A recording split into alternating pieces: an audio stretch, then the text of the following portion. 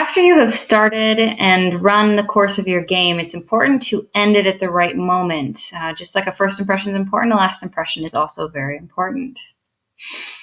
Reasons why we want games to end well. You don't want emotions to kind of fall flat. You don't want it to just kind of end in a blah. No, you want it to end excitingly or end well instead of just kind of falling flat. It's not what you want. So they want to come back and play more or play the game again. You don't want the game to be like, oh, I hated that game because of the ending, even if the middle of it was enjoyable. You also want to reinforce safety, kind of going back to what we talked about and keeping it going. If you don't keep it exciting, people will, but maybe sometimes they'll do that by getting a little out of control and losing that flow. You also want to avoid boredom, and you also, again, going back to safety, want to avoid injury. Leave people wanting more, especially if you're in a game or a program that kind of they come back on a regular basis. You don't want them to be like, oh, I don't want to go back. You want it to end in a spot where they're excited or maybe even sad to leave. Timing really becomes important here. You have some questions you can ask yourself to know when the right timing is for ending a game is to ask yourself, has the game run its course? Have we gone through all the steps that are possible in the game? What cues are we getting? Are people starting to act a little bored or slow? How am I starting to feel bored? Are my lightning rods, the people who are mostly normally excited, are they starting to get bored? Because if they are, everyone else is way past bored. And also you can ask the participants. Don't ask them if they're bored, but ask them if you should move on. They'll be able to tell you. And if they don't want to, then you'll know that the game still has some life left in it. And by this running its course, you can, those variations, have you used all the variations that you can use in order to keep the game exciting and going? One idea is to know how to end the game before it begins. Some radio songs on the radio, they fade out. They don't have like a just pre-designed ending. They just kind of fade out until you can't hear them anymore. Games can't end that way, or at least they shouldn't. For example, Monopoly. I dislike the game Monopoly. I always have, because it just goes on forever. It just fades out until I'm ready to just die.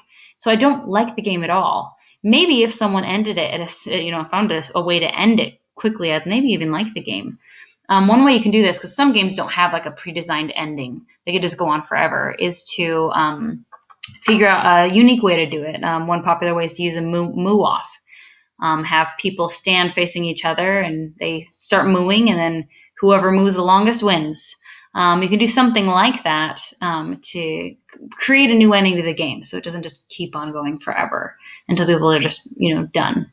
A quick word for the wise is don't start a game, believe me from self-experience, too close to quitting time. It just doesn't work out. If your kids are getting picked up at 5:00 and it's 5:55, don't play a game, especially if the game won't take that, it usually would take longer than that. You can't just squish a game in for a shorter period of time. Maybe you have some activity you could have them playing. You could sing a song together, but don't start a new game when it's just too close and there's not enough time for it to run its course, or again, it will not end well. Give people cues. Say, hey, you've got 30 seconds. And then they have their chance to do things for the last little bit. And try to end at a natural place, a place where it feels right.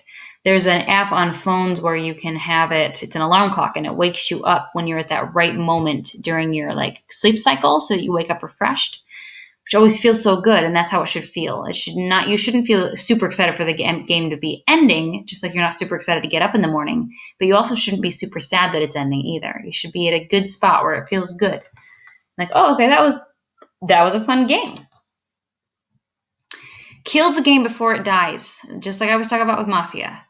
If it's going on and on and on and eventually just dies, it'd be better if someone just killed it, found a way to just end the game before it runs out of steam and ends on a blah note. Same idea, don't let the front run out. Leave them wanting more. Leave them want to play that game again. Leave it so they want that game to happen again, and make sure you're keeping it safe. And that's half the reason why sometimes you'll end it, is because people will get bored and therefore sometimes get out of control. Not all games need one, but a debriefing is a good idea, particularly if you have a theme to your game or if you're having them play it for a certain reason. All games have a purpose, but sometimes it's just to have fun. And if that's the case, it might not be needful to do a debriefing. But particularly if you're working with a population, sometimes you have a direct purpose for playing a certain game, and so you want them to understand what they learned from it. For example, once I created a game where we taught parents how to imagine with their young children. Adults a lot of times don't imagine. So the game taught them how to reinvent imagination and pretend. And if they had not had a debriefing, they maybe would have walked away just thinking, oh, that was a fun game, and not thought about, oh, I learned how to pretend with my kid. I know how to do it. I can do it. So we had a debriefing to help them understand that they knew now how to imagine and play pretend with their kids.